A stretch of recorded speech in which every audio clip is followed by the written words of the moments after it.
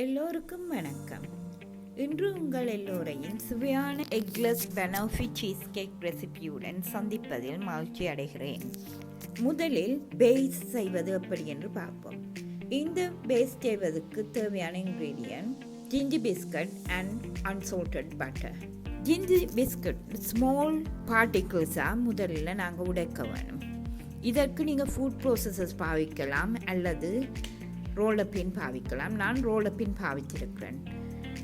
இந்த பிஸ்கட்டை எடுத்து ஒரு பேக் ஒன்றுக்குள்ளே போட்டு நல்ல ஸ்மால் பார்ட்டிக்கிளாக நொறுக்குங்க. இந்த ஸ்மால் பார்ட்டிக்கிளாக வந்த உடனே அதை ஒரு கண்டெய்னருக்கு டீகேன் பண்ணி மெல்டட் பட்டரோடு சேர்த்து நல்லா மிக்ஸ் பண்ணுங்க. இந்த மெல்டட் பட்டரோடு சேர்த்து மிக்ஸ் பண்ணுறதுல நாங்கள் என்ன மேக் ஷூர் பண்ணணும்னு சொன்னால் அந்த every biscuit particles must be covered with butter. Once it's done, அந்த சீஸ் கேக் ட்ரே எடுத்து அதுக்குள்ளே டீகேன் பண்ணி அந்த மிக்ஸை நல்லா ஃப்ளட்டன் பண்ணி ப்ரெஸ் பண்ணி ஹார்டாக வர ப்ரெஸ் பண்ணுவோம். At the end of the pressing the base உண்டா ஒரே மிக்க உளுராமல் இருக்க வேணும்.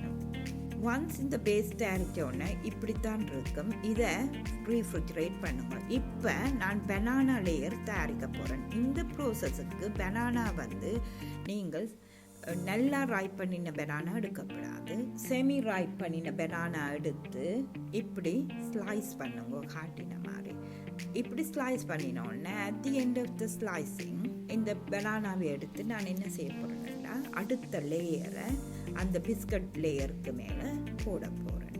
இது Banoffe cake and lots of banana is one of the major ingredient.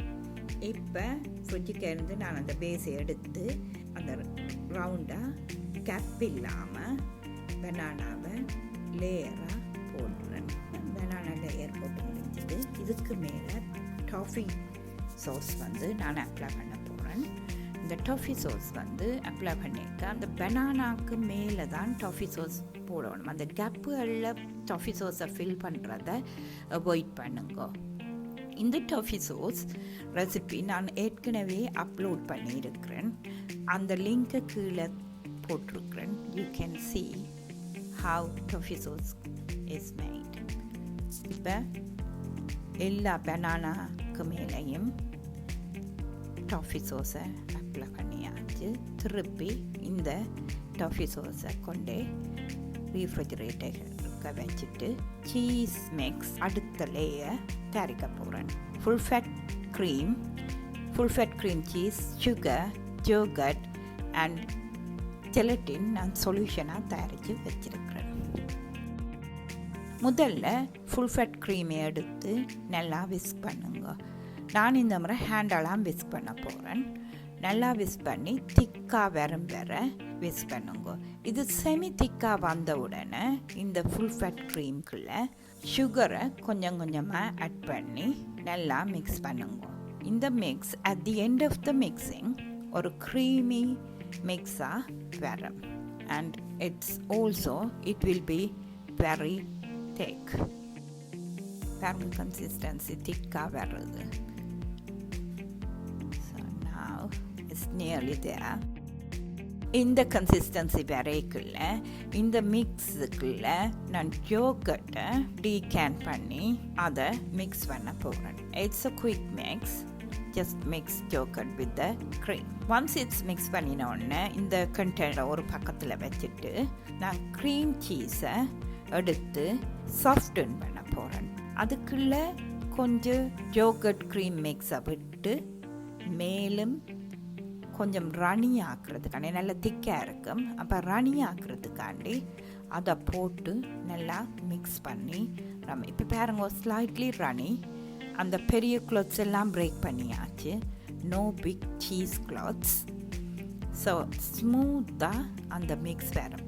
Once இப்படி ஸ்மூத்தாக அந்த மிக்ஸ் வந்த உடனே இந்த மிக்ஸை எடுத்து அந்த க்ரீம் யோகர்ட் மிக்ஸுக்குள்ளே ட்ரான்ஸ்ஃபர் பண்ணி மிக்ஸ் பண்ணுறோம். எய்ம் சீஸ் ஃபுல் க்ரீம் மிக்ஸோட வடிவாக மிக்ஸ் பண்ணி ஒரு க்ளாத்ஸும் இல்லாமல் கன்சிஸ்டண்டாக மிக்ஸ் பண்ணி இப்போ பாருங்க அவ்வளோ ஸ்மூத்தாக இந்த mix வந்திருக்குண்டு.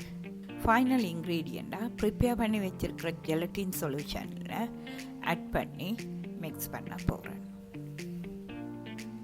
Once it's 2 minutes mixing, the cheese mix is ready. Tray எடுத்து அதுக்கு மேலே சீஸ் லேயரை போட போகிறேன்.